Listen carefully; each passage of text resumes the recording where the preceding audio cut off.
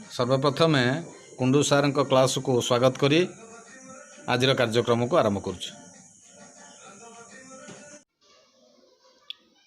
आज आम षष्ठ श्रेणी आम साहित्य बहिर गद्य विषय गोटे पढ़िबा। से गद्यटी है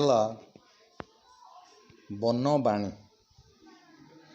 वन अर्थ जंगल अरण्य, बाणी है कथा। बनबाणी है जंगलर कथा, बणर कथा।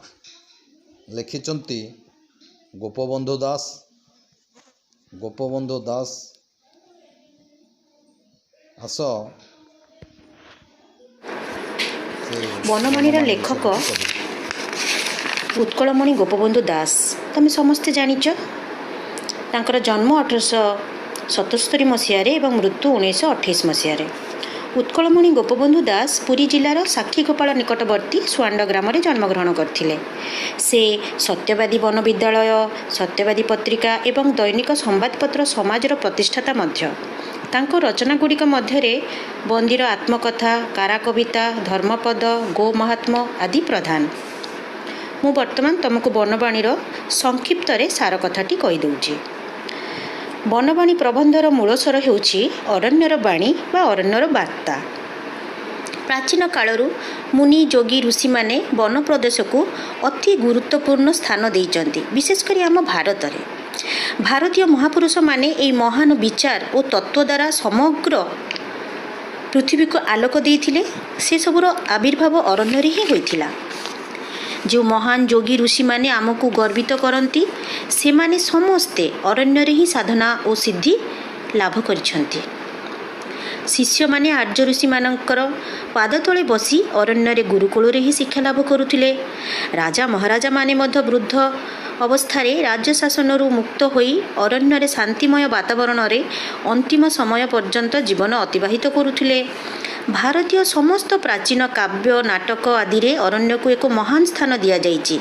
सेथिरे सबु बेले प्राय अरण्य विषय किछि ना किछि कुहा जाइछि। बहुत सुंदर वर्णना करा जाइछि। आ मन हेछि अरण्य गोटे क्यारेक्टर बा गोटे चरित्र। जेपरि अभिज्ञान शकुंतलम, कुमार संभवम, उत्तर रामचरित इत्यादि। एपरिकी रामायण महाभारत रे मध्य राजकुमार माने वनवास रे जाई अरण्य रे जीवन को वर्ण करिसंती। तापरे सामाजिक क्षेत्र रे दायित्व नैचंती। जेपरि तमे जानिच राम 14 वर्ष वनवास जाइथिले। पांडव माने मध्य 12 वर्ष जाइथिले वनवास। तापरे गोटे वर्ष अज्ञातवास जाइथिले। एपरि भाबरे से माने जंगल रे रही अरण्य रु बहुत किछि शिक्षा पाइथिले। तापरे से माने राजा होइछंती। एहीपरि भावरे वन बा अरण्य आम भारतीय सभ्यता को जुगे जुगे समृद्ध करिछि। महान ऋषि हेउ किंबा राजा समस्ते वन प्रदेश पाखे ऋणी रहिछंती। आधुनिक समाज मध्य एकथा भूलिले चलिब नाही। कारण बनबाणी ही भारतर बाणी। जुग बदलिले मध्य भारतीय सभ्यता रे आज मध्य अरण्यर अवदान अनेक। वर्तमान आमे बनबाणीर अभ्यास कार्य को जिबा। प्रथम प्रश्न उत्तर कुह। 1 नंबर क पुरातन भारतर छात्र माने केउ स्थान रही शिक्षा लाभ करुथिले। तार उत्तर हेब पुरातन भारतर छात्र माने ऋषि आश्रम रे बा गुरुकुल रे रही शिक्षा लाभ करुथिले। ख नंबर केउ मानकर पवित्र स्मृति एबे भी भारतीयंक प्राण रे गौरव जन्माइछि। आर्य ऋषि मानकर पवित्र स्मृति कहार? तार उत्तर हम आर्य ऋषि मानकर पवित्र स्मृति एबे भी भारतीयंक प्राण रे गौरव जन्माइछि।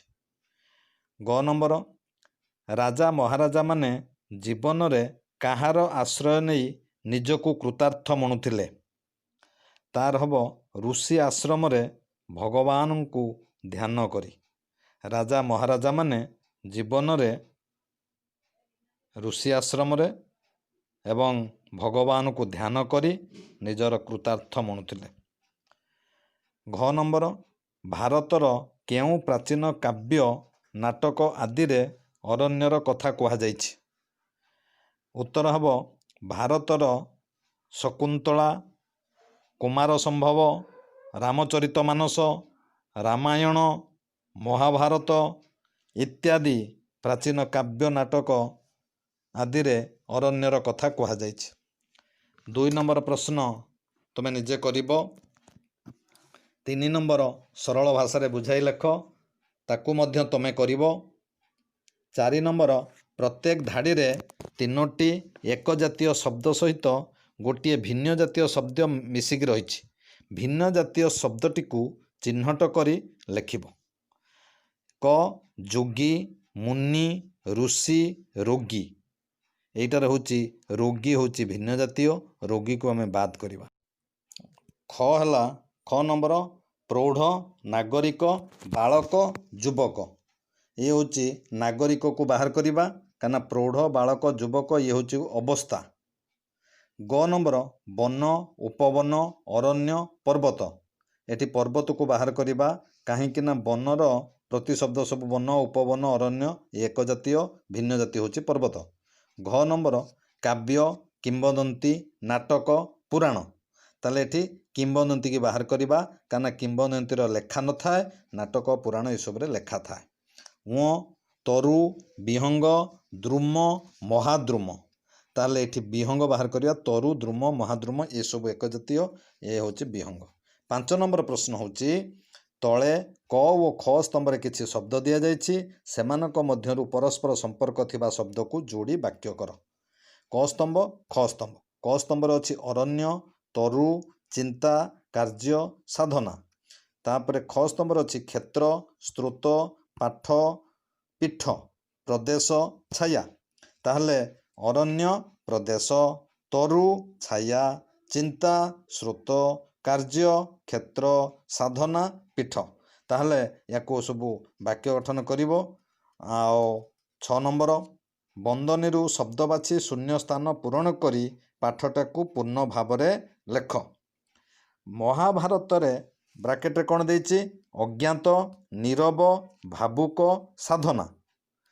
ତାହେଲେ ମହାଭାରତରେ ପଞ୍ଚୁ ପାଣ୍ଡବଙ୍କୁ ମଧ୍ୟ ରାଜ୍ୟ ଲାଭ ପୂର୍ବରୁ ଅଜ୍ଞାତ ବନବାସରେ ଏହିପରି ଦୀର୍ଘ ସାଧନା ମଧ୍ୟ ଦେଇ ଯିବାକୁ ପଡ଼ିଅଛି। କେଜାଣି ଅରଣ୍ୟର ତରୁଲତା ଶ୍ରେଣୀ ଭାରତୀୟ ଭାବୁକ କାନରେ କି ନୀରବ ବାଣୀ କହୁଥିଲା। ତାହେଲେ 6 ନମ୍ବର ସରିଲା। 7 ନମ୍ବର କହୁଛି ଯେ ତଳ କୋଠରୀମାନଙ୍କରେ କେତୋଟି ଅକ୍ଷର ଦିଆଯାଇଛି, ପ୍ରତି ଧାଡ଼ିରୁ ଅକ୍ଷରମାନଙ୍କୁ ନେଇ କେତୋଟି 2 ବା 3 ଅକ୍ଷର ବିଶିଷ୍ଟ ଶବ୍ଦ ତିଆରି କରିବ।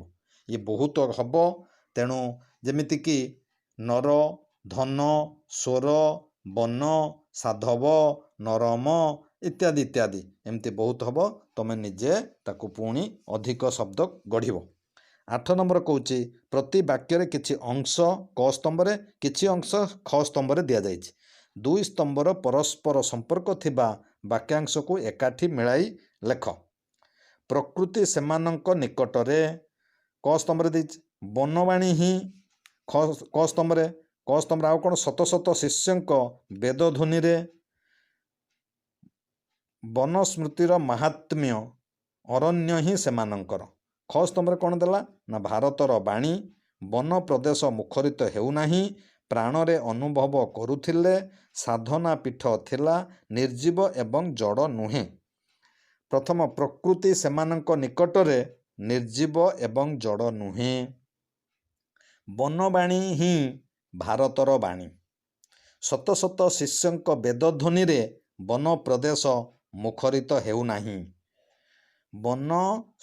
ବନସ୍ପତିର ମାହାତ୍ମ୍ୟ ପ୍ରାଣରେ ଅନୁଭବ କରୁଥିଲେ, ଅରଣ୍ୟ ହିଁ ସେମାନଙ୍କର ସାଧନା ପୀଠ ଥିଲା।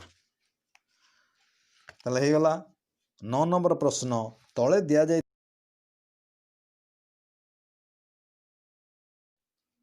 9 ନମ୍ବର ପ୍ରଶ୍ନ ଦେଖିବା। ପ୍ରଶ୍ନ ହେଲା ତଳେ ଦିଆଯାଇଥିବା ଶବ୍ଦ ଗୁଡ଼ିକ ମଧ୍ୟରୁ ନିର୍ଭୁଲ ଶବ୍ଦ ଗୁଡ଼ିକୁ ବାଛି ଲେଖ। ତାହେଲେ 3ଟା ଦେଇଛି ଶବ୍ଦ। କରେ ଦେଇଛି ଯା, ତର ହର୍ଷେଇକାର, ବର୍ଗଜର ଆକାର ଯା, ତର ହର୍ଷେଇକାର ୟ, ଜାତୀୟ, ଜାତୀୟ। ତାହେଲେ ମଝିଟା ଠିକ୍, ବର୍ଗଜର ଆକାର, ତର ଦୀର୍ଘଇକାର ୟ। ତାହେଲେ ଖ ବିଶେଷ, ବିଶେଷ, ବିଶେଷ।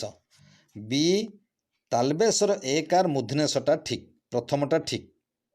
ଖ ଗ ନମ୍ବର ବାଲ୍ମୀକି ବାଲ୍ମୀକି ବାଲ୍ମୀକି ମଝିଟା ଠିକ୍। ବର ଆକାର ବା, ଲର ମ ଫଳା ଦୀର୍ଘଇକାର, କର ହର୍ଷଇକାର ବାଲ୍ମୀକି ଠିକ୍। ଘ ନିର୍ଜୀବ ନିର୍ଜୀବ ନିର୍ଜୀବ